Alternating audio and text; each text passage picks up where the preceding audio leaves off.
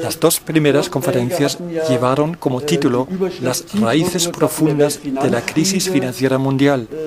En Internet dimos a la segunda parte también este título, además de un subtítulo que fue El Estado preso en la trampa de la deuda.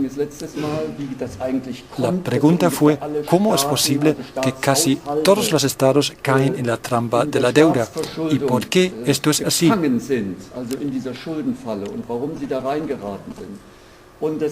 Y el segundo tema central fue titulado El secreto de la banca, la creación del dinero. En la primera conferencia ya expuse algunos puntos claves sobre el tema, pero como una tercera parte de los presentes hoy por la tarde ni estuvieron en las dos primeras conferencias ni las han visto en Internet, voy a hacer un breve resumen de lo ya expuesto y poner en la pizarra algunos dibujos para una mejor comprensión. Por supuesto, estos dibujos no pueden sustituir todas estas explicaciones más detalladas que di anteriormente. Esta pequeña repetición puede ser también válida para aquellos que están un poco más familiarizados con el tema. A ellos les puede servir para refrescar las ideas expuestas. A continuación, voy a emprender la tarea de exponer el tema central de hoy por la tarde. ¿Qué conclusiones se deberían sacar de la crisis financiera mundial? Y ante todo, ¿cuáles podrían ser las alternativas del sistema monetario existente? ¿Cuáles podrían ser las medidas necesarias para que todo tome otro rumbo? Y si la crisis y sus crecientes sufrimientos en el mundo entero está íntimamente relacionado con el sistema monetario y su estructura básica, que es la dinámica del interés y del interés compuesto, vale la pena preguntarse si habría existido en la historia algo diferente y, si fuera así, cuáles fueran los mecanismos de su funcionamiento y por qué han funcionado de esta manera y dar explicaciones al respecto. ¿No hubo en la historia más reciente ejemplos de sistemas monetarios alternativos? ¿Y cómo es la situación en la actualidad? Además, hay que preguntarse qué medidas se podrían o se deberían tomar para que en el futuro este tipo de crisis que vivimos no se repitan, o al menos para que esta crisis actual se atenúe y no se agrave todavía más. Todo esto será el tema central hoy por la tarde.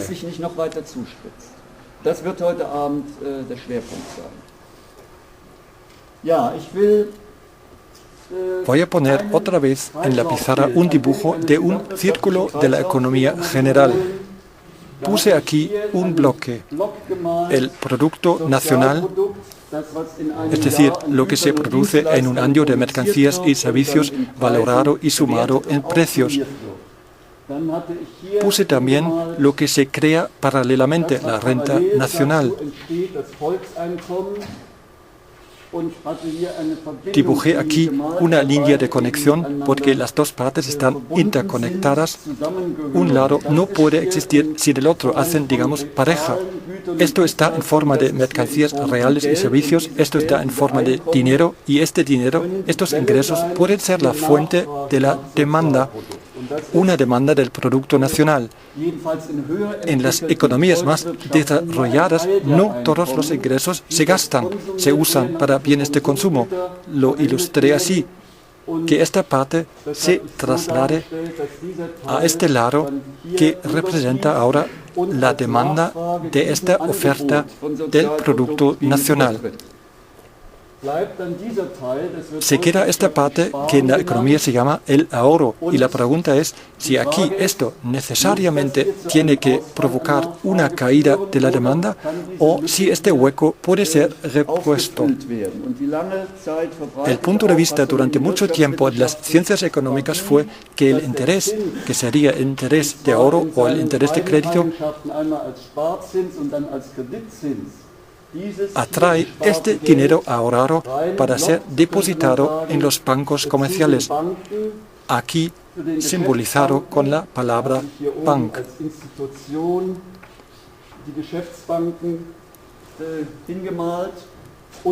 Y estos bancos podrían transmitir este dinero en forma de créditos a aquellos partícipes de la economía que tienen una necesidad crediticia.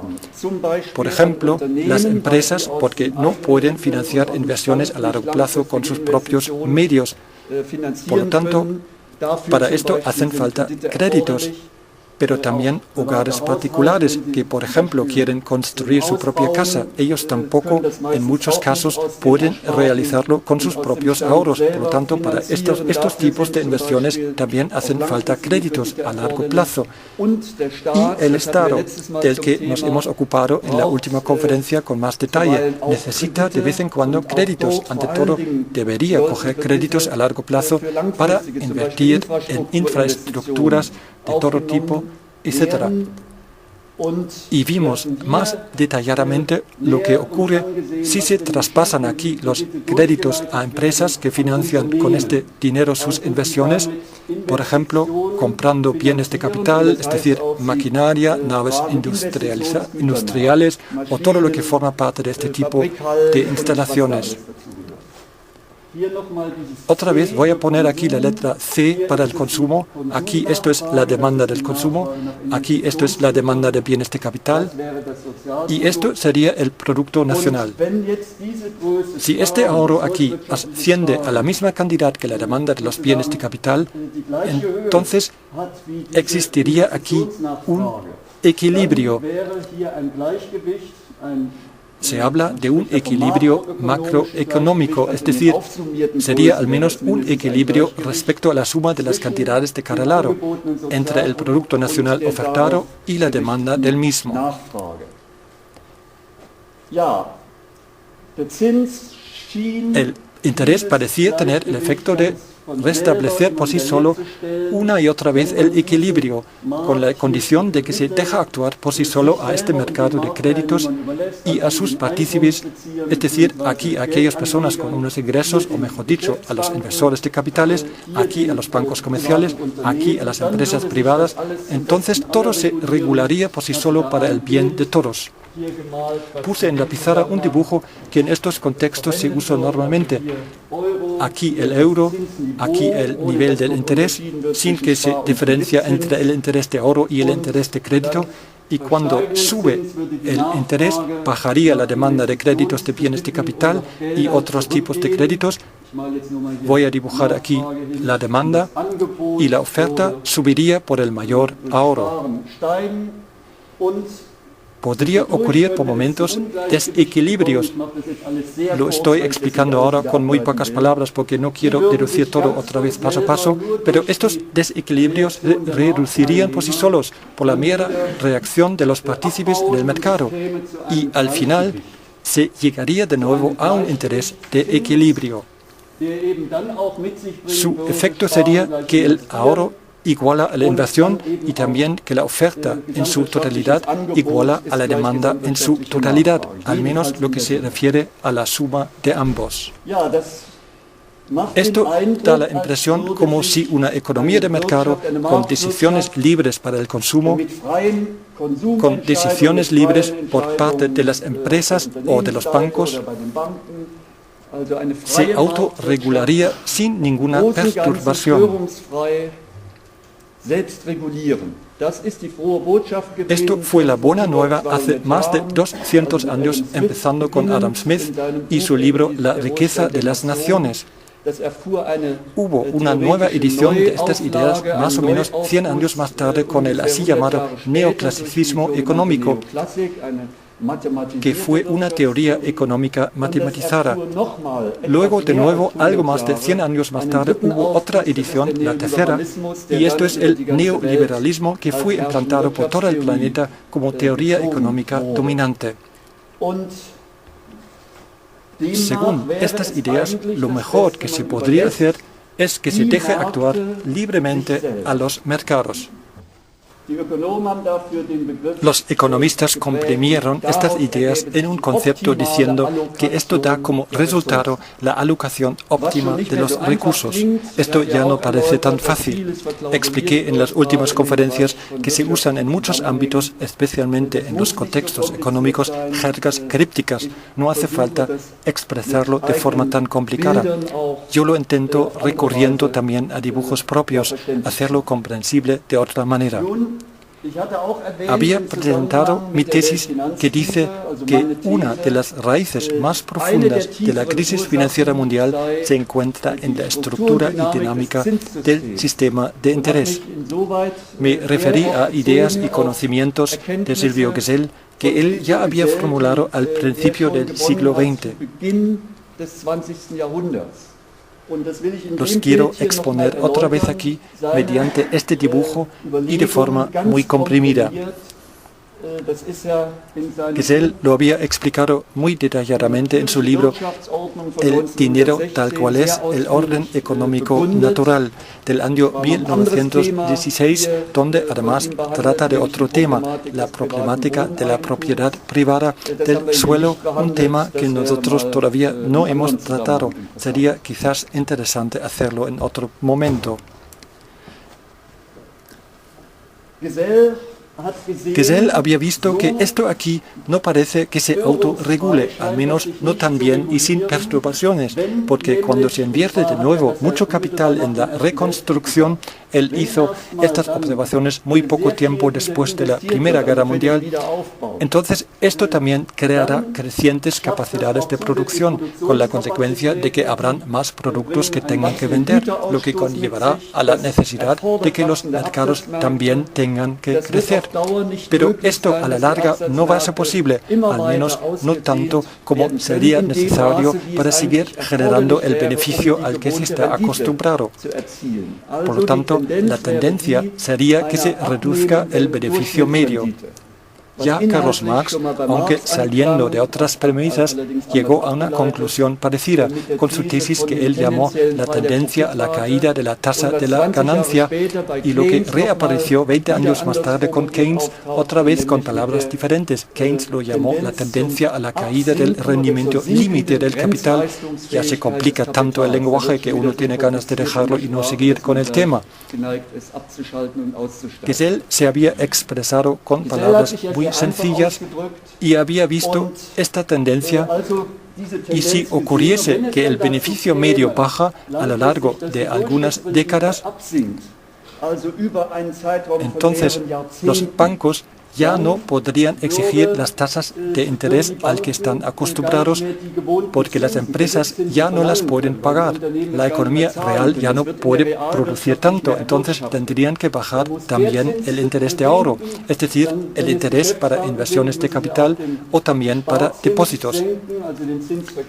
Se pensó durante mucho tiempo, por ejemplo, como lo refleja la teoría neoclásica, que esta situación tendría como consecuencia que se ahorrase menos por esta tasa de interés tan baja, pero de forma compensatoria se aumentaría la demanda del consumo. Por lo tanto, existiría por este otro lado una demanda mayor, y esto hace que en total habrá una demanda suficiente. Se mire por donde se mire, teniendo esta visión del mundo, el mundo es entero, intacto y perfecto, y los teórico de la economía se había aferrado durante largo tiempo a este concepto del mundo, mientras el colapso económico ya se expandía en los años 20 del siglo pasado, 1923 la hiperinflación en Alemania, 1929 el cambio drástico hacia una deflación, ambos acontecimientos tremendas catástrofes económicas y sociales que jugaban un papel esencial en el hecho de que el fascismo en Alemania se convirtió en un movimiento de masas y pudo conquistar el poder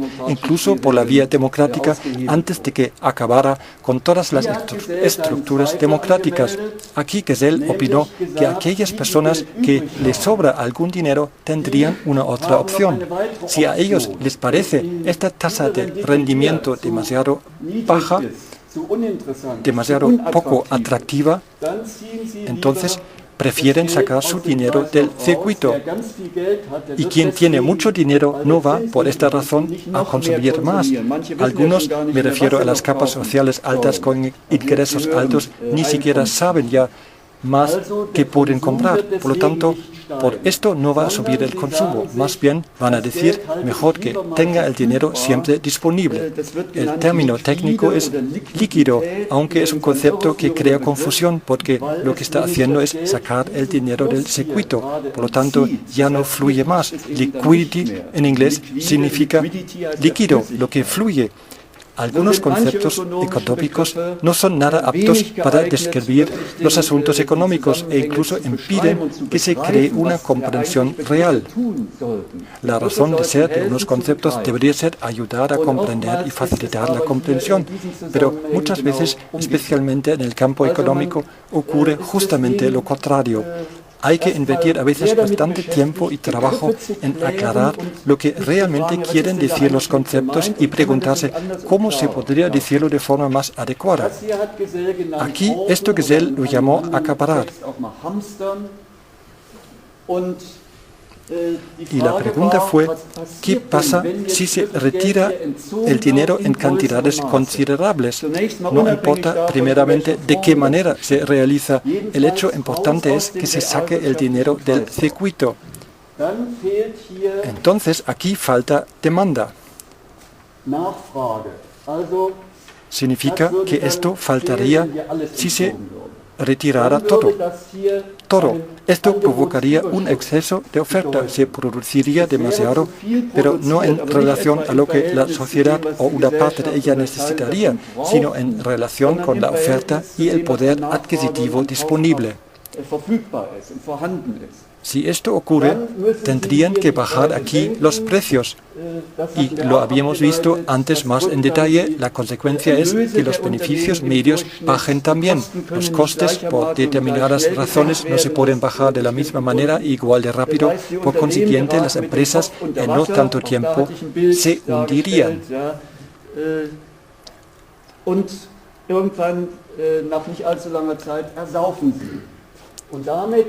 La siguiente fase es que se pierden puestos de trabajo, también en empresas que pueden resistir y que consiguen reducir los costes salariales intentando de esta forma sobrevivir. De todas formas, se produce el paro. Aquí este balón es el símbolo de los puestos de trabajo que se han liberado. Es como un cilindro que tiene dentro un pistón y este pistón, cuando hay una escasez de demanda, aprieta cada vez más hacia adentro con la consecuencia que se forma el paro. Esto conduce en la siguiente ronda a que se reduzcan los ingresos. Y la renta nacional en su conjunto y en todo caso los ingresos salariales. Lo ilustré de esta forma. Esto aprieta como con unas tenazas los ingresos por los dos lados. Hay que imaginarse aquí la continuación de las tenazas. En la siguiente ronda habrá todavía un mayor retroceso de la demanda. Se formará todavía más paro, luego otra ronda y suma y sigue. Eso significa que aquí que se cae directamente en una crisis. Según los saberes y conocimientos de Silvio Gesell, aquí hay un problema. Aquí el circuito económico general tiene una fuga. Si fuera un circuito de calefacción, no habría ninguna duda, se buscaría la causa del enfriamiento de la casa, especialmente en invierno. Una vez encontrado la fuga, se repararía la avería en el punto mismo donde está la fuga, para que después pueda funcionar de nuevo la calefacción. Es decir, hay que hacer posible que el agua corra sin ninguna dificultad por el circuito. Pero si esto no ocurre, entonces todo se inclina a que surja una crisis. Gesell había descubierto una relación entre el dinero que aquí entra en el circuito desempeñando una función importante. Lo voy a ilustrar aquí. Dinero que fluye tiene un efecto positivo para la economía general. Esto aquí es el dinero y entre el dinero que se extrae aquí, en la terminología de Gesell, que se acapara. Y este dinero extraído tiene para la economía general el efecto opuesto, es decir, es negativo. Esta contradicción entre el dinero que fluye y el dinero que se extrae provoca las crisis. como ahí ilustrado. Yo lo llamo desde ya algún tiempo que el núcleo esencial del dinero dentro del sistema monetario existente está dividido en sí mismo. El dinero que fluye tiene un efecto favorable para la economía general, digamos, es saludable, mientras que el dinero que se retira trae desorden en este fluido, lo perturba y provoca unas crisis. La pregunta es, ¿cuál podría ser una solución para este problema? Para que el dinero siga fluyendo o se desbloquee.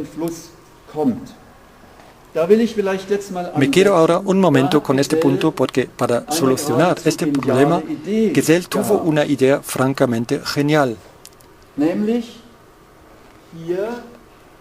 Habría que introducir reglas de juego que impidan que el dinero se acapare. Lo voy a ilustrar aquí.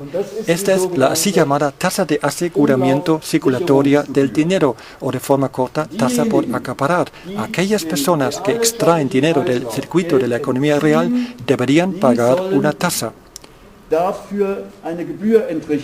El importe de esta tasa se calcularía con el fin que esto aquí ya no sería rentable, que ya no les traería ventaja, la así llamada ventaja del dinero líquido.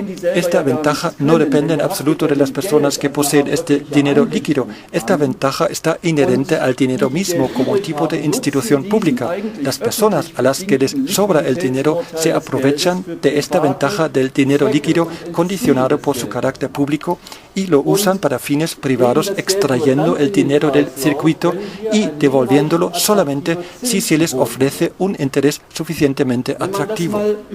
Vamos a aplicar esto a otra situación, al flujo del tráfico. Se están moviendo los coches, por ejemplo, aquí en Berlín, en la conocida rotonda con el nombre de la Gran Estrella, y ahora se les ocurre a unos grupos de personas de bloquear esta fluidez del dinero, del tráfico, y se sientan sobre el asfalto, con la consecuencia que pronto nadie ya de los coches se puede mover más. ¿Qué pasaría en una situación como esta? Vendría enseguida la policía anunciando que esto es contra la ley del tráfico. Y ahora nos imaginamos que la policía va a preguntar a los que bloquean el tráfico sobre la cuantía que les gustaría recibir, digamos, de recompensa para que levanten este bloqueo. Esto sería completamente absurdo, ¿o cómo lo ven? Sabemos todos que no va a ocurrir así. De entrada, la policía anunciaría vía megafonía que este bloqueo representa una infracción contra el reglamento de tráfico y les pide a que abandonen la calle, que levanten el bloqueo. Y también anunciaría si no siguen las instrucciones, les caería una multa. Por lo tanto, a los que bloquean el tráfico se les impide que sigan con sus actuaciones amenazando con una multa. Y si no reaccionan de forma adecuada, esta multa será impuesta. Pero aquí no se procede de manera igual. Los que extraen el dinero del flujo en la economía real se encuentran en una situación privilegiada y tienen, para decirlo así, cogida la sartén por el mango y van a decir: no merece la pena que suelte mi dinero por este interés tan ridículo.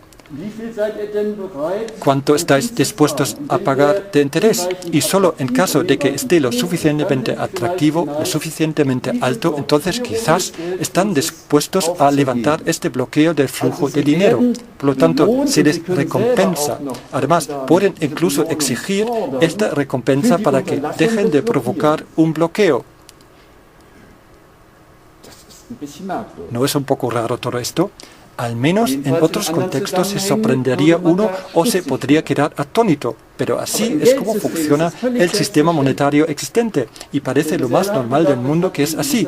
Gesell dijo que esto tiene un cierto modo el carácter de un chantaje, porque otras personas, partes de la economía, no pueden prescindir de que fluya el dinero, o sea, las empresas que necesitan créditos de inversión, los hogares particulares, por razones ya expuestas, luego el Estado, Y lo mismo todos en el extranjero. Los países necesitan créditos, algunos más que otros. Por ejemplo, países del tercer mundo, por unas razones de las que hemos hablado en la conferencia anterior. La existencia de gran parte de la sociedad depende de manera directa de los créditos. También el comercio, para tener siempre mercancías en el almacén, antes de que se vendan. Habría que adelantar fondos para financiar todo este proceso. Hace falta créditos transitorios para este periodo de tiempo. Sin créditos, muchos no podrían llevar a cabo su tarea.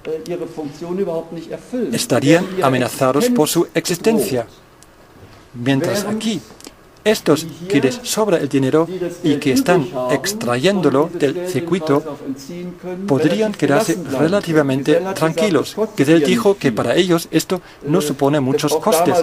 Además, antes, con el patrón oro todavía en vigor, extraer el oro del circuito y meterlo en el cofre, esto no costaba tanto. Entonces, pueden dejarles en la incertidumbre hasta que estén dispuestos a pagar un interés mayor. Y si no, pues entonces nada. Por consiguiente, van a extraer aquí el dinero. La propuesta de Gesell fue que aquellos que por su interés propio, es decir, por su interés privado de aumentar su patrimonio particular, que a fin de cuentas es la base de su actuación, a aquellos que extraen dinero del circuito se imponga una tasa.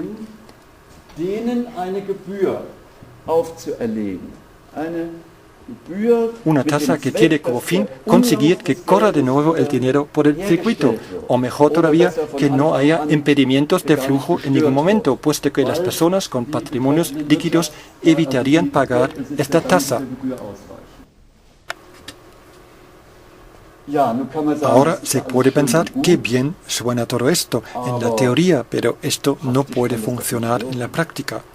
Lo interesante es, y esto va a ser nuestro primer ejemplo hoy por la tarde, que sí hay ejemplos en la historia más reciente y también en la historia más remota donde existía un dinero con una tasa de estas características.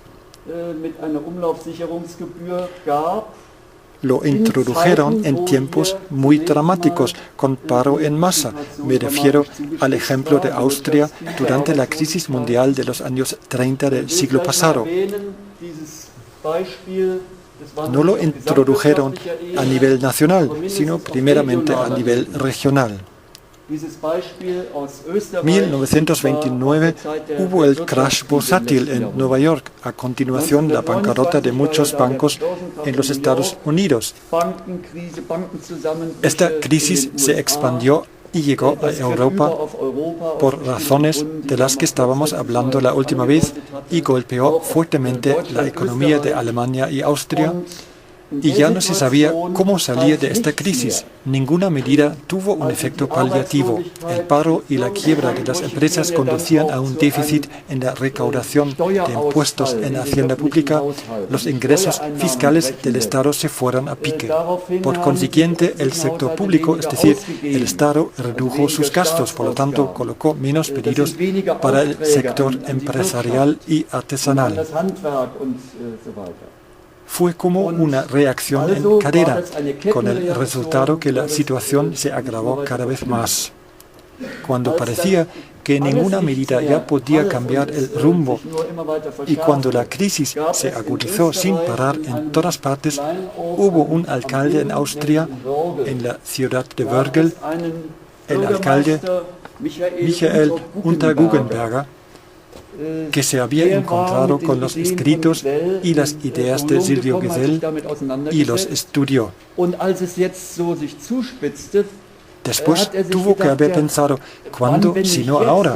Hay que intentar poner en práctica estas ideas. Y si no fuera posible a nivel nacional, con la moneda nacional, el Schilling austríaco, entonces al menos habría que intentarlo a nivel regional. Después de haber convencido a muchos otros ciudadanos de su localidad, el Parlamento de esta ciudad decidió introducir una moneda regional complementaria al Schilling. Como no se podía perder nada, lo quisieron intentar. 1929 hubo el crash bursátil en Nueva York, a continuación la bancarrota de muchos bancos en los Estados Unidos. Esta crisis se expandió y llegó a Europa por razones de las que estábamos hablando la última vez y golpeó fuertemente la economía de Alemania y Austria. Esta moneda debía tener estas características aquí, siguiendo las ideas que Gesell desarrolló, con una tasa por acaparar. Pero en concreto, ¿qué significaba? Lo voy a ilustrar en la pizarra, al menos sus principios básicos. Para simplificar, voy a poner un billete de 100, aunque en realidad fueron billetes más pequeños, de 20, de 10 y de 5, pero es más fácil ahora hacerlo con 100. Aquí existían 6 casillas. 1, 2, 3, 4, 5, 6. Y una línea en medio. En total habían 12 casillas. Cada casilla representaba un mes, empezando con enero. Esta casilla se refirió a enero y luego a febrero, a marzo, a abril, etc.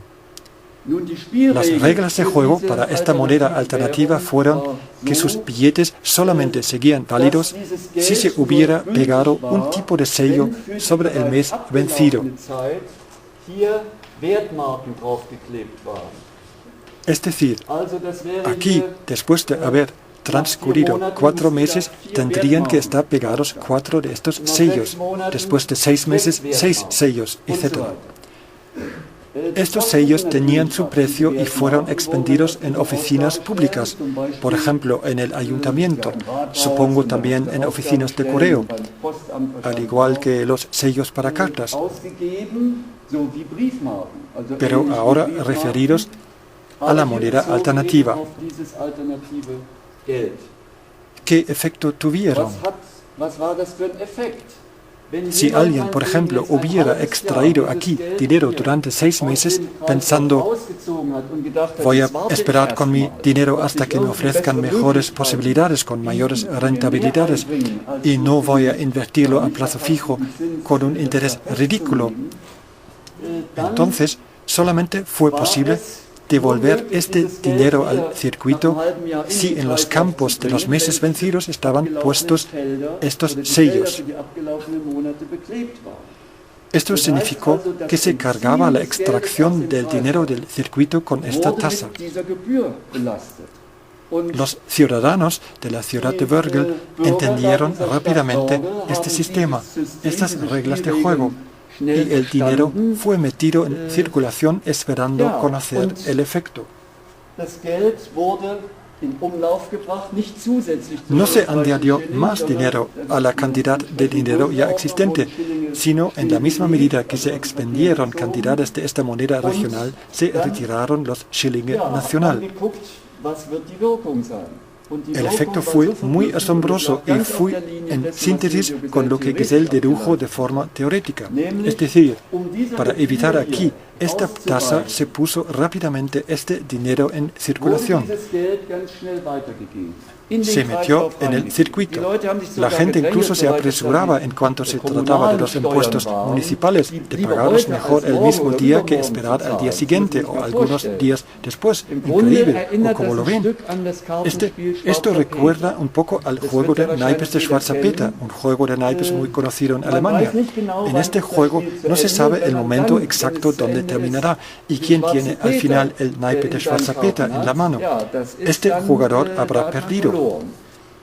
Para que el riesgo no sea demasiado grande, se lo pasará lo más rápidamente posible a otro jugador. Y algo parecido ocurrió aquí. El dinero que la gente recibió lo ha pasado lo más rápidamente posible a otro. De esta forma empezó a circular aquí otra vez el dinero que antes se había quedado estancado. La consecuencia fue que la demanda aumentó, el presupuesto de la localidad permitió poder cumplir de nuevo con algunas tareas públicas, se pudo gastar dinero, se construyó un puente, se sanearon unas calles y suma y sigue. En Wörgl, digamos, en esta isla regional, empezó en medio de un mundo en que se agravó cada vez más la crisis económica, con la consecuencia de que subió sin parar la cifra del paro en masa. En Wörgl empezó una prosperidad económica regional. La economía empezó a reflorecer. El paro disminuyó en el periodo de un año. Estamos hablando del año 1932. El paro se redujo en este año de un 25%, mientras en los alrededores, en general, la cifra del paro aumentó cada vez más. Esto es un ejemplo impresionante, aunque cierto es, no se realizó a nivel nacional, sino regional, pero al fin y al cabo fue un resultado que llamó la atención, tanto que despertó en esta época también el interés por este fenómeno de Wörgl por parte de otras ciudades y municipios de Austria. Querían informarse y lo que hicieron fue organizar conferencias y simposios que divulgaban la información necesaria de cómo se pueden crear los fundamentos para montar un sistema similar en otras localidades. Y ahora se podría preguntar cómo siguieron, qué pasó después. Lo que pasó fue que el Banco Central de Austria vio amenazado su monopolio de abastecer la economía con dinero. Quizás uno de estos modelos lo hubiera todavía tolerado, quizás hubiera hecho la vista gorda, pero cuando creo fueron más de 150 localidades y municipios que estuvieron a punto de introducir similares sistemas alternativos de monedas regionales, ya no estuvo más dispuesto a aceptarlo. Lo llevó a los tribunales y claro, existió alguna ley que concedió al Banco Central el privilegio de la creación del dinero y del abastecimiento con dinero, igual que como en muchos otros países. ¿Esto hubiera sido una oportunidad? Claro que sí, esto hubiera sido una oportunidad de expandir este modelo del nivel local al nivel nacional. En realidad, esto hubiera tenido que ser la consecuencia. La historia tomó otro rumbo. Queda todavía pendiente para mí profundizar el tema un poco más y saber cómo fue la estructura gubernamental, cuál fue la proporción de participaciones de este Banco Central de Austria en esta época. Si fue un banco público, estatal, o más bien un banco con un reparto mixto de las participaciones, o si fue un banco central privado, es decir, un banco central en manos privadas, con partícipes particulares. Este aspecto del tema todavía no he investigado con todos los detalles, pero es una pregunta muy interesante. Quizás otros ya lo han investigado, a mí me falta esta información. Pero da igual. Claro, no da igual si fue público o privado, pero lo que de momento aquí importa es el hecho de que lo parasen. Y no lo pararon porque no había funcionado, porque querían proteger a algunos ciudadanos a los que han engañado con historias de dinero falso. Si fuera así, se podría decir que esto es justamente la tarea del Estado, del sistema judicial y del legislador de proteger a los ciudadanos.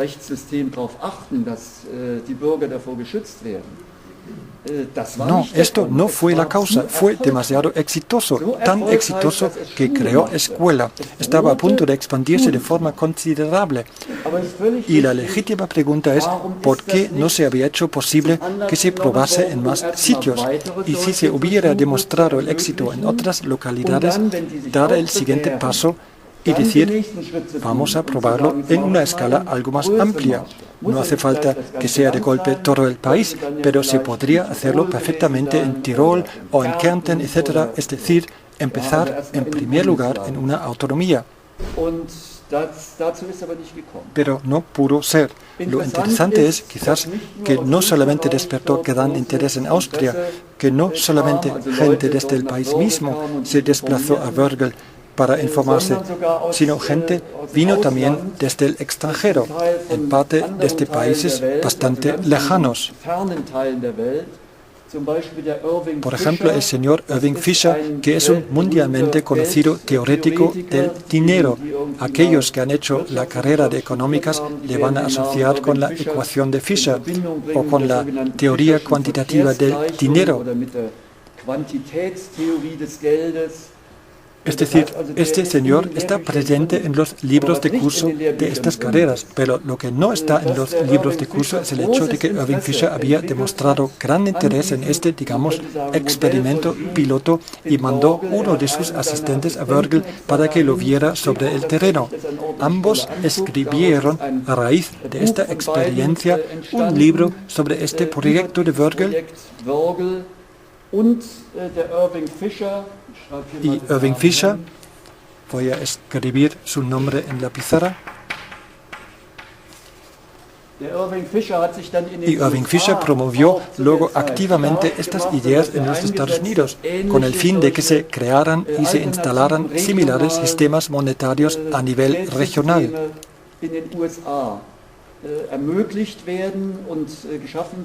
De hecho, crecieron en algunas partes como champiñones. Aquí estos sellos, en inglés se los llaman stamp, y el dinero que se había creado a base de estos sistemas monetarios alternativos lo llamaron stamp script. Stamp script.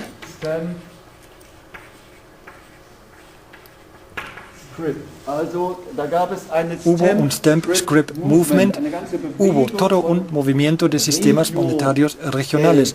Lo llamaríamos hoy en día Regiobewegung, movimiento de dinero regional. Muchos de estos sistemas tenían integrado este elemento, la tasa por acaparar, para primero mantener el dinero en circulación, que no se estanque, y además, segundo, conseguir que se quede en la región. Este dinero es válido solamente en una región delimitada. Se podría decir, ¿pero qué es esto? Con este dinero no se puede comprar viajes a países lejanos y no se puede comprar productos que vienen de lejos. Este dinero no está tan líquido. El grado de liquidez es mucho menor, por lo tanto no se puede usar universalmente hoy en día en todos los lugares del mundo, es decir, globalmente.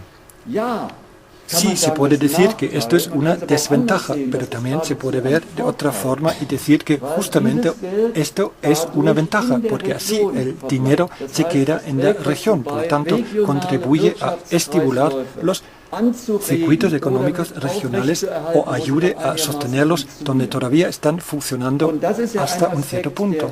Esto es justamente un aspecto que hoy en día ha ganado muchísimo en importancia en esta era, como se dice, de la globalización, donde el uso habitual del dinero es mirar o dejar que miren, por ejemplo, por parte de los bancos, de los fondos de inversión, de los hedge funds o demás instituciones que se ofrecen en estos mercados, que miren las posibilidades de hacer que crezca el dinero lo máximo, y da igual dónde, y da igual con qué. Y si es al otro lado del mundo, ¿qué más da? Hay que llevar el dinero ahí. El inversor dice, yo quiero obtener un rendimiento máximo, que me paguen un interés lo más alto posible. Y si en algún lugar del mundo existen circunstancias favorables en este sentido, por los costes de producción menores, por un nivel salarial menor, por el menor nivel de la protección del medio ambiente y más cosas parecidas, entonces el dinero se va ahí. Es decir, el dinero se va ahí donde se ha rascado, llevando a cabo la doctrina neoliberal, todas las membranas que se crearon alrededor de los países o espacios económicos, donde existe el mayor saqueo ambiental y el mayor saqueo social. Así se puede resumir. Y las consecuencias son desastrosas. Esto significa también que el dinero se va, en nuestro contexto, de las regiones, con el efecto que las estructuras económicas dentro de estas regiones ya no tienen ninguna posibilidad de prosperar. En cambio, una moneda regional que esté dotado con esta tasa por acaparar, para que el dinero se mantenga ante todo en circulación y que tenga además como efecto que esta circulación del dinero se quede en la región, un sistema con estas características puede contribuir a estimular los circuitos económicos regionales, a sostenerlos y ayudar a que se desarrollen. Esto tiene una gran importancia, al menos como algo complementario al sistema monetario existente. Algunos lo ven hoy en día bajo este punto de vista de un complemento, como en la medicina, donde existe la medicina convencional y luego existe también un gran abanico de tratamientos alternativos. A veces ya se habla de medicina complementaria, por lo tanto, que complementa. Hablando de esta forma, implica que no se quiere cuestionar la medicina oficial, sino el objetivo es complementar.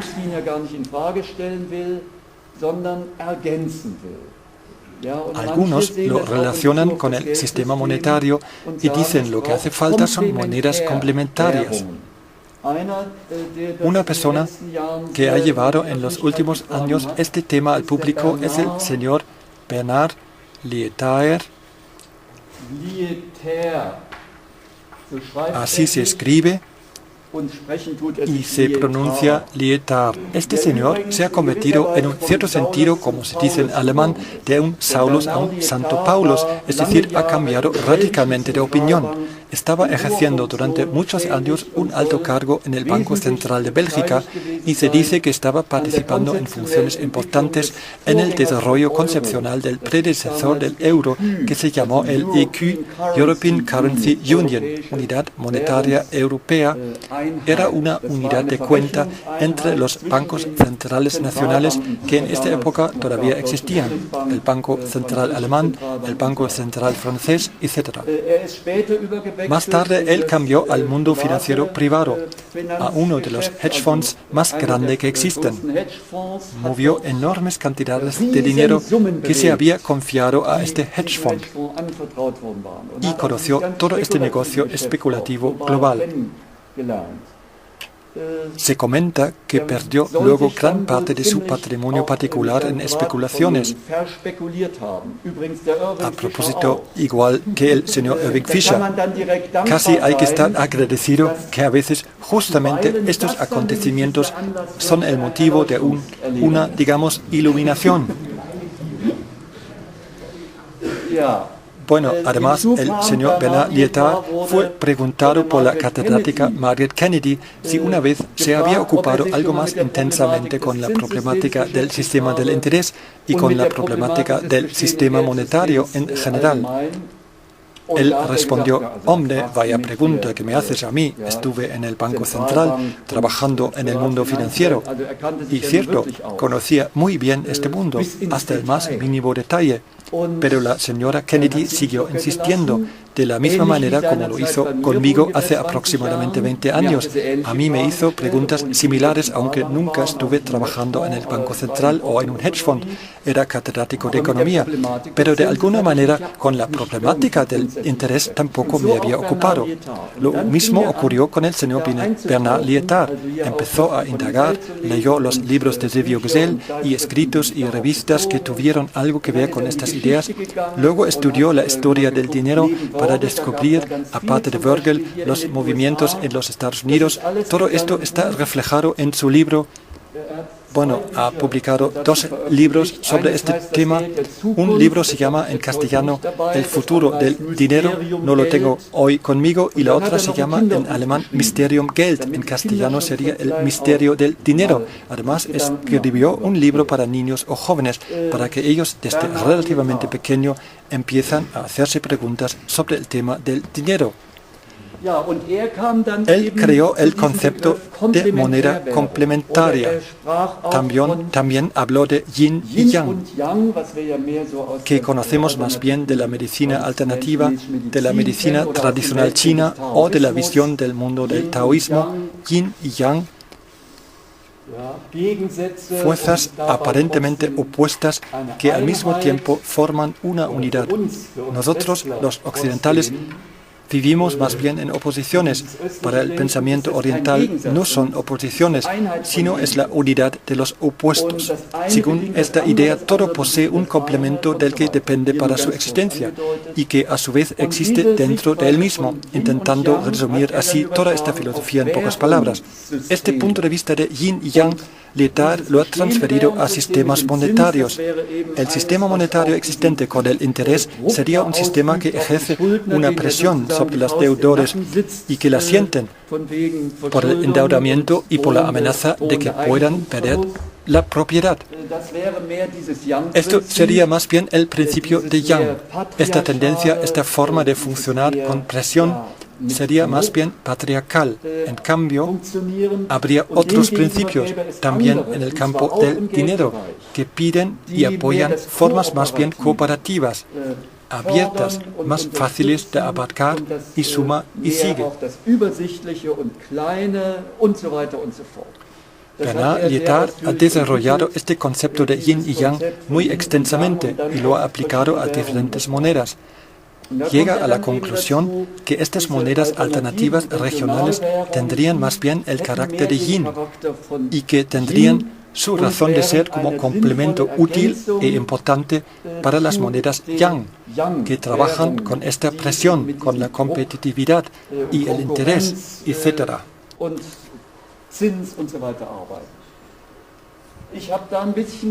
Yo tengo respecto a este planteamiento mis dudas. De todas formas, si se mira bajo el punto de vista cómo estas ideas se pueden abrir camino de la manera más exitosa, entonces puede ser que esta forma sea la adecuada. Mejor no provocar el otro bando para que no lo prohíban ya en la fase inicial o antes de haber traído todos sus frutos, como había pasado con el proyecto de Bruegel. Bajo este punto de vista se podría decir, vale, bien, pero para mí la problemática del sistema de interés, que fue entre otros el tema en las dos conferencias anteriores, esta problemática no se neutraliza o se pierde por el hecho de que se introduzca de forma complementaria al lado de la otra moneda una, o si uno quiere, una cierta cantidad de monedas regionales.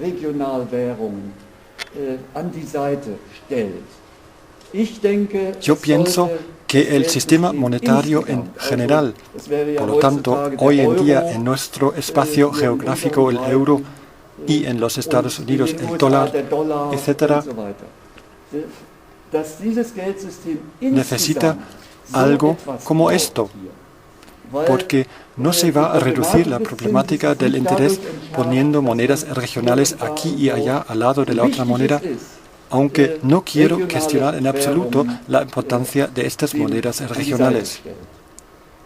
Para compararlo con otro asunto, el movimiento contra las centrales nucleares también hubiera podido limitarse, o los diferentes movimientos en general que se ocupan de tecnologías alternativas, diciendo que una central nuclear es una tecnología yang, y lo que habría que hacer es construir de forma complementaria algunos aerogeneradores y algunos colectores solares usando además algo de biogás, etc.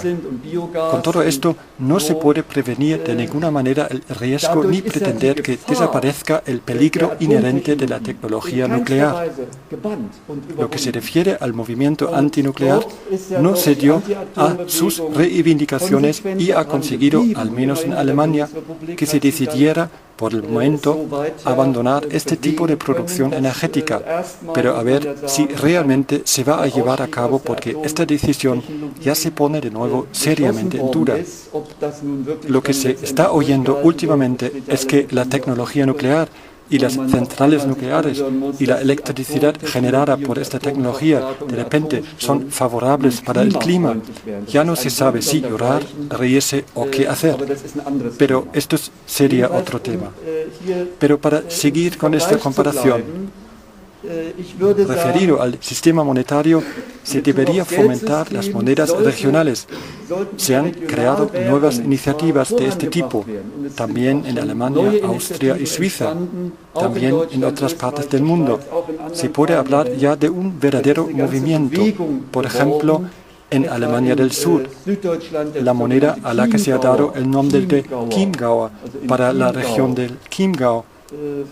Y en Múnich, el Münchner Regio, y en Bremen, el Roland, luego el Vollmettaler y muchas más. No tengo siempre la última información de las tendencias más recientes.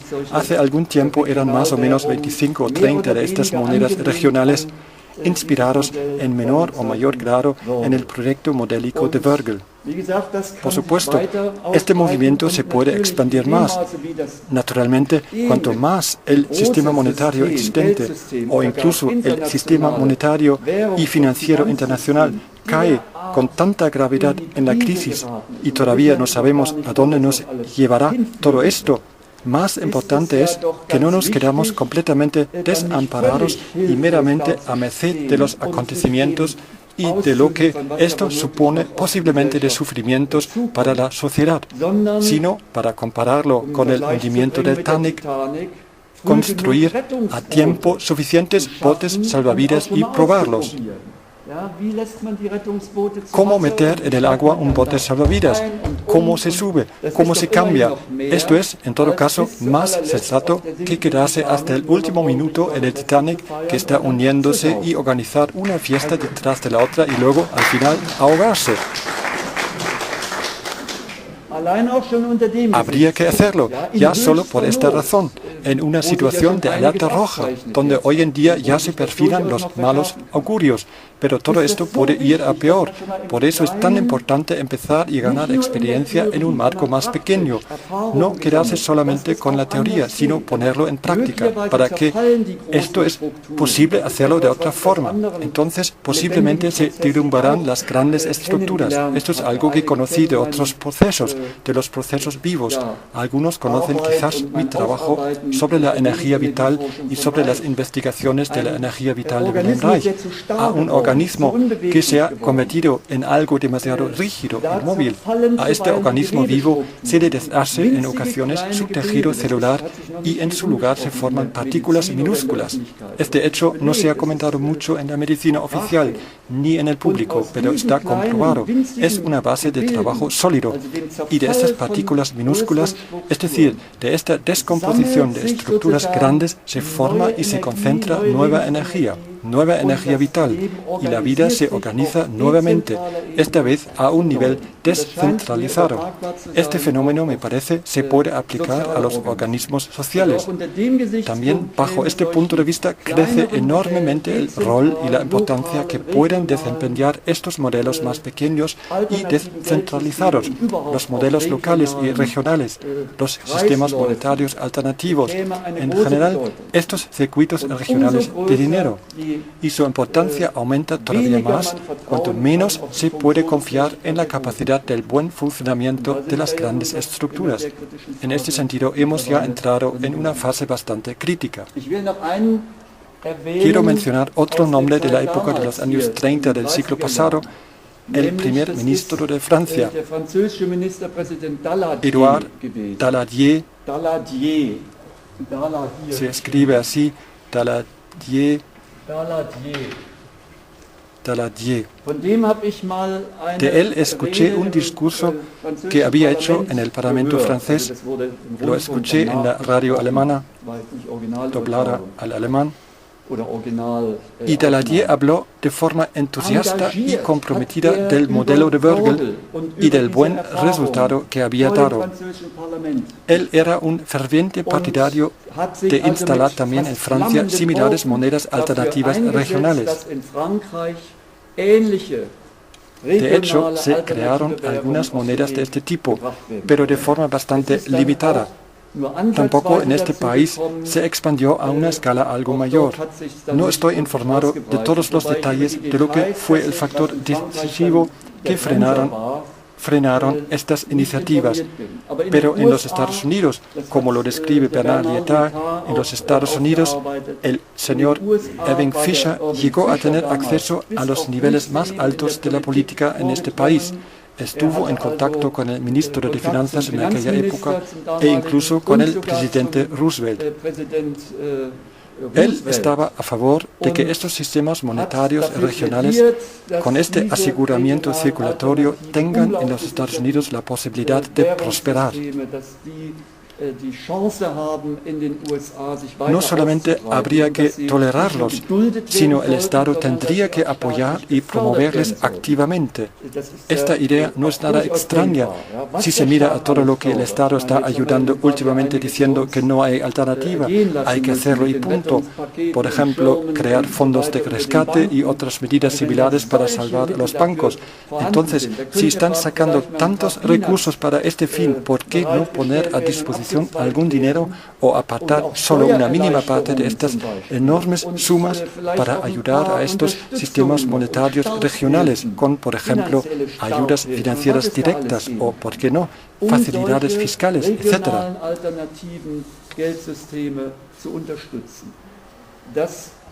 Esto es al mismo tiempo un llamamiento a los responsables de hoy en día en la política, a nivel de municipios, a nivel de autonomía o a nivel nacional, de crear para esto las bases en Alemania y por supuesto también en otros países, para que tengan estos sistemas monetarios alternativos la posibilidad de persistir. Hay que tomar medidas contrarias a la política de antes cuando las prohibieron.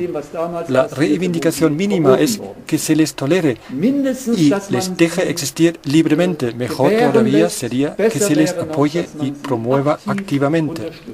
Y cuanto más la crisis se agrave y como consecuencia el sufrimiento crece, más urgentes y necesarias serán estas políticas.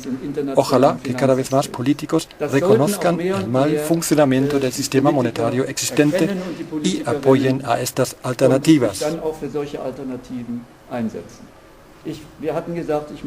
Decidimos que no haya interrupciones. Las preguntas, por favor, después de la conferencia.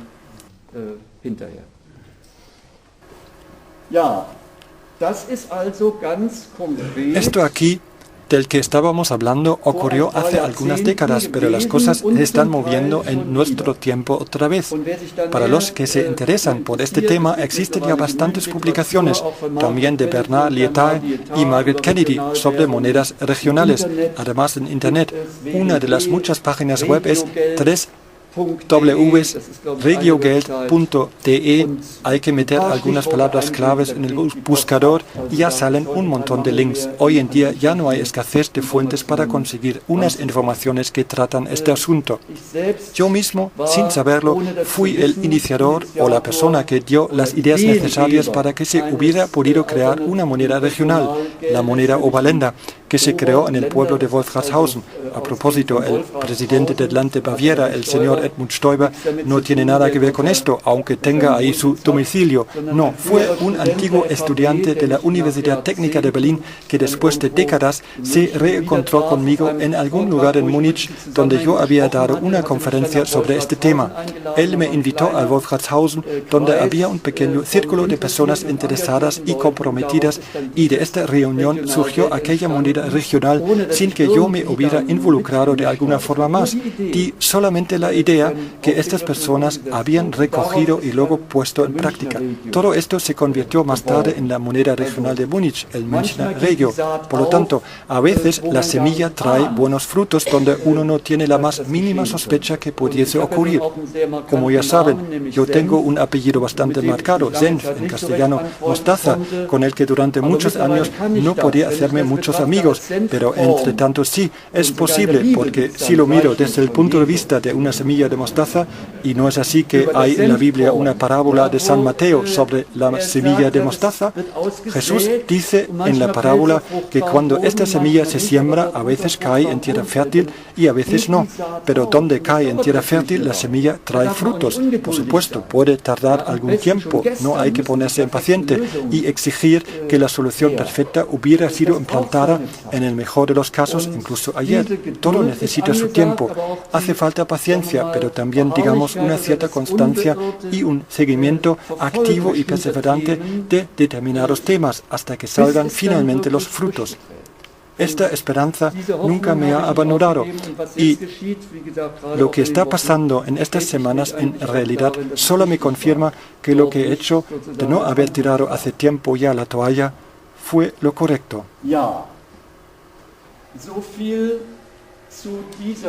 Ya no vamos a seguir hablando de esta alternativa.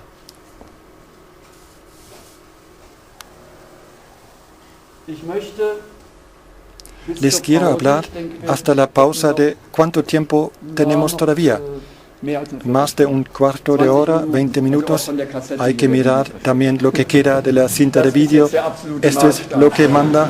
Es ahora el patrón supremo, no un euro o un dólar, no una cinta de vídeo. Quiero hasta la pausa hablar de un ejemplo histórico, es decir, hablar de una época hace ya algunos siglos y de algo que también para mí fue desconocido durante muchos años. Tiene que ver con el así llamado blühende Hochmittelalter, en castellano sería la Edad Media próspera y floreciente, entre aproximadamente los años 1150 hasta 1350. Algunos hablan también de un periodo de 300 años, por lo tanto se podría empezar a contar 50 años antes y 50 años después de este periodo, pero nosotros quedamos entre 1150 hasta 1350, aquí en Europa Central. En esta época ocurrieron cosas asombrosas, mirando solamente los monumentos culturales que todavía hoy existen. Por ejemplo, las catedrales góticas, muchas ciudades medievales que nos llenan de admiración en cuanto están rehabilitadas y bien conservadas. Considerando solamente el arte de la construcción, tiene que haber existido una cierta riqueza. Ahora se puede decir, bueno, las iglesias, las catedrales, esto fue la riqueza de la iglesia que tenía que haber saqueado y explotado a la población para conseguir los recursos necesarios para su construcción. Pero lo sorprendente es que las investigaciones sobre este tiempo nos indican que la población más humilde asombrosamente tenía un nivel material de vida bastante alto. Fue realmente diferente que en otras épocas y tipos de sociedades donde a menudo se construyeron grandes monumentos a costa de una población esclavizada, donde, para decirlo así, esta gente dejaba su piel para crear algo similar. Parece que en esta época de la Edad Media próspera y floreciente no ocurrió lo mismo. Era muy diferente. Alcanzaron un nivel de vida que a uno le deja pasmado. Por ejemplo, en lo que se refiere al horario de trabajo, un tercio de los días del año fueron días de fiesta. Se dice que las horas de trabajo al día no superaron las 6 hasta 8 horas. No está nada mal, comparado con hoy, vuelve a ser casi una situación de ensueño. Luego la comida de la gente más humilde. Parece que era muy normal que tenían 3 abundantes comidas al día y suma y sigue. Fue además un tiempo donde se desarrolló mucho la sensualidad. Por ejemplo, qué colores tenía la ropa de la gente. A veces lo podemos admirar todavía hoy en día en los mercados medievales cuando los están reconstruyendo. No había nada gris, sino realmente la expresión de un disfrute de los sentidos. También en otros aspectos existió una sensualidad bastante desenvuelta. Existió una así llamada cultura de casa de paños. Supera nuestra capacidad de imaginación pensar cómo en esta época se festejaba la sensualidad. Juntaban la música, el baile, los poemas, el teatro, y todo esto se llamaba academia, que eran lugares donde realmente se celebraba la sensualidad. Ahora, se podría decir que estos son unos síntomas de una sociedad decadente. Si las cosas se hacen de esta manera, todo tiene que ir hacia abajo. Ya no se podrían crear unas obras culturales significativas. Pero el caso es que fue justamente lo contrario. Tiene que haber existido una motivación completamente diferente, también una motivación para el trabajo. Si no, no hubieran conseguido crear estos monumentos enormes. ¿Cuál entonces era su origen? Siempre suponiendo que hay un interés que quiere tomarse cuenta que esto una vez había existido en nuestra historia. La pregunta es cuáles eran las condiciones o circunstancias decisivas. Algunos lo relacionan con un clima muy favorable que tuvo como consecuencia que la agricultura produjo unos excedentes, a la nobleza se les garantizaba su buena vida, etc. Dar solamente esta explicación no me parece del todo convincente.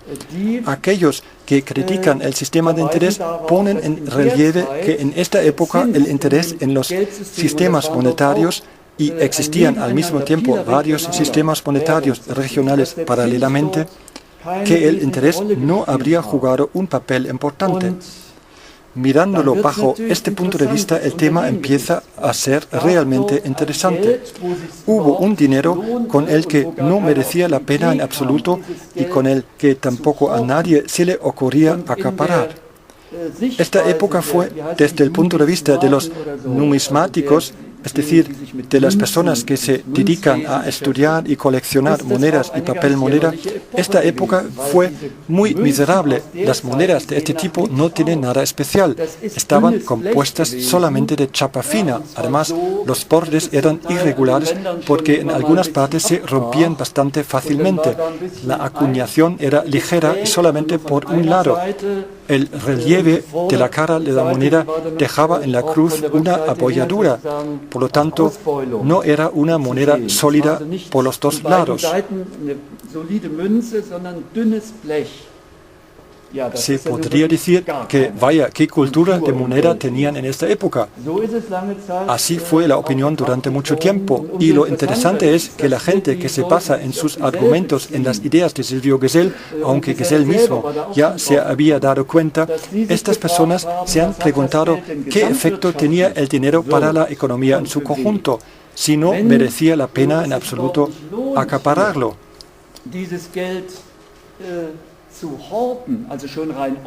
Ya su aspecto no era nada atractivo, no parecía representar ninguna riqueza.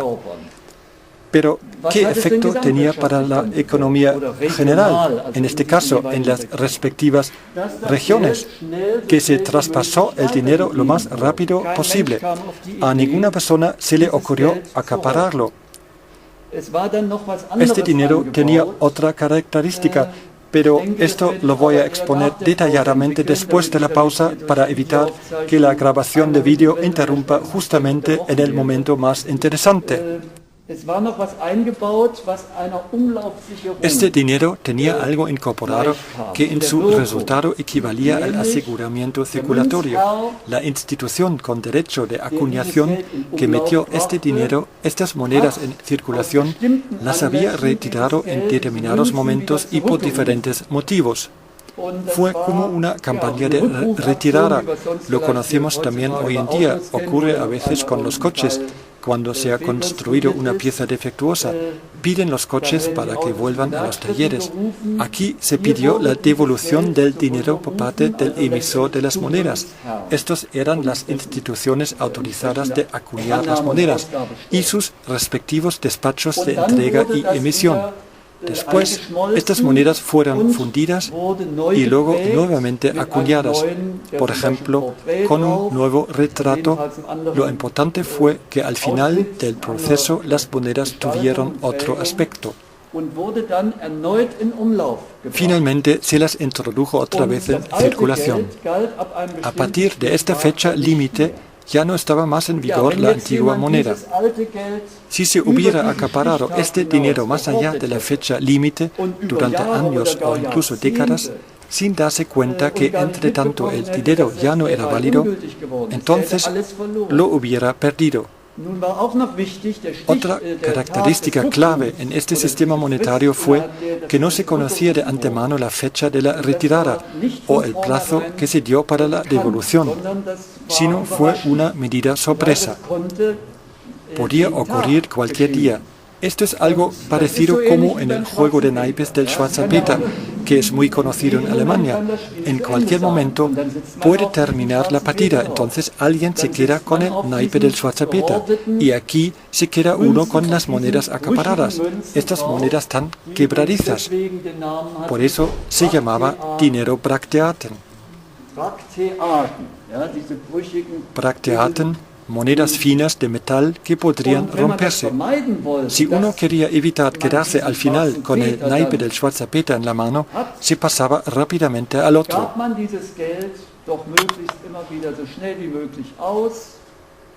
Esto tuvo la consecuencia que el dinero siguió fluyendo constantemente. Todo esto no fue el resultado de una política monetaria premeditada, planeada, consciente, basándose en una teoría, sino fue algo que acompañaba, que complementaba este sistema monetario y sin querer tuvo el efecto de que este dinero no paraba de fluir. Y si el dinero sigue fluyendo, no hace falta que exista el interés para atraer aquí el dinero con el fin de que entre en circulación. Por esta razón, el interés en esta época no jugaba ningún papel importante. Si no hace falta que exista el interés, no se formaría todo esto aquí, las tendencias de crisis que provoca la íntima relación entre el dinero y el interés. Esto lo he explicado en las dos anteriores conferencias con más detalle. Provoca las crisis de la economía, hoy en día la crisis del medio ambiente, de la sociedad, del Estado o del presupuesto del Estado y de la deuda del tercer mundo. Ahí hay conexiones, pero las crisis no tienen su origen en el dinero como tal. Está representado aquí más bien de forma positiva, como un sol, sino en la íntima relación entre el dinero y el interés. Esto es su origen. Y esta estrecha relación está ocultada o encubierta hasta hoy con una nube de niebla. Yo lo llamo el tabú del interés. Si no existiera el interés, entonces tampoco existirían estas tendencias de crisis y no se agravarían. Mientras dentro de este sistema se agravaría de tal manera como lo he expuesto en las últimas conferencias. Esto es, a través del interés compuesto crecen los patrimonios de esta forma. Y esto solamente es posible si la deuda, el endeudamiento, como en un espejo, crece en algún lugar dentro del sistema en su conjunto de igual manera, es decir, exponencial. Esto conlleva que también la carga del interés crece exponencial. Pero resulta que a la larga los deudores no la pueden pagar. El sistema de interés tiene incorporada la tendencia que a lo largo de algunas décadas cada vez más deudores tienen que quebrar. Estos son las empresas privadas o los hogares particulares o el Estado, los presupuestos nacionales y todo esto también en el extranjero. Por ejemplo, hoy en día el tercer mundo. Esto forma parte del sistema del interés, esta dinámica. Esto conduce a una situación donde los patrimonios y las deudas que se han separado una de la otra de manera cada vez más acelerada tienen que devaluarse, como sea, de una forma o de otra. Esto lo he representado así.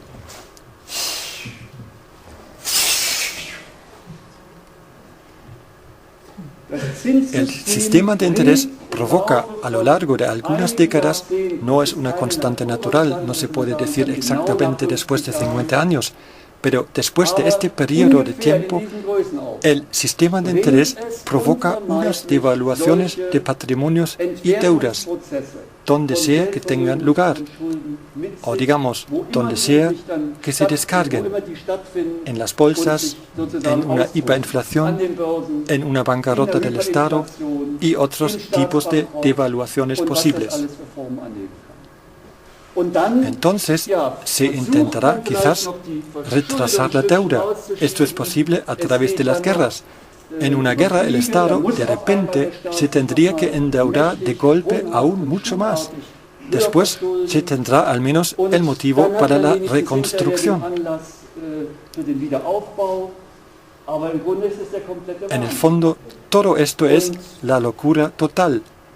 Si hay algo de verdad en esta argumentación, entonces se entiende mejor relacionándolo con el sistema de interés, que después de un tiempo de auge coyuntural y de prosperidad, como en Alemania con el así llamado milagro económico en los años 50 y 60, después de una fase así, las crisis se agudizarán cada vez más, no solamente en algunos países en concreto o aislados, sino como lo vivimos ahora, por todo el planeta, donde el sistema se ha universalizado cada vez más. En cambio, sin el interés, no hacía falta que ocurra esto. No habrán estas tendencias. Por lo tanto, solamente entonces sería posible que existan periodos de larga duración de prosperidad económica y luego también de un florecimiento cultural. Desde el punto de vista teórico, esto es al menos plausible y corresponde a las experiencias históricas en esta Edad Media próspera y floreciente. Cuando este sistema monetario fue sustituido y se volvió a las monedas sólidas de oro y plata, creció también la atracción de acapararlas y soltarlas solamente por un interés suficientemente atractivo. A partir de este momento ya empezaron de nuevo las crisis económicas. De esta manera explican algunos de los que critican el sistema monetario y el sistema del interés el hecho de que cayera desde las cimas florecientes de una Edad Media próspera hacia unos tiempos oscuros, que se tilda en general con el nombre de la Edad Media Oscura. Pero este término no es correcto en absoluto. Se debería decir mejor el comienzo oscuro de la Edad Moderna, el comienzo oscuro de la Edad Moderna, con miseria, pobreza, con crisis económicas, con hambre. Esto es el cultivo donde se expanden mucho más rápido las enfermedades, porque la gente ya está debilitada y no tiene tantas defensas. Solo hace falta un germen patógeno rodando. En este caso fue la peste, que viniendo de Siberia, posiblemente también entró a Europa por razones climáticas, porque bajaron considerablemente las temperaturas. Murieron de esta enfermedad una cantidad enorme de personas, en algunas partes hasta un 30%, en Inglaterra incluso un 60% de la población. Aquellos críticos del sistema del interés ven una relación en todo esto por el hecho de que el dinero que fluía fue sustituido por un dinero que de nuevo se acaparaba y que por ello estaba también combinado con el interés. Sería tan importante investigar más en profundidad esta época histórica y mirar lo que se puede aprender de ello para hoy y para el futuro. Quizás ahora es el momento de hacer una pausa.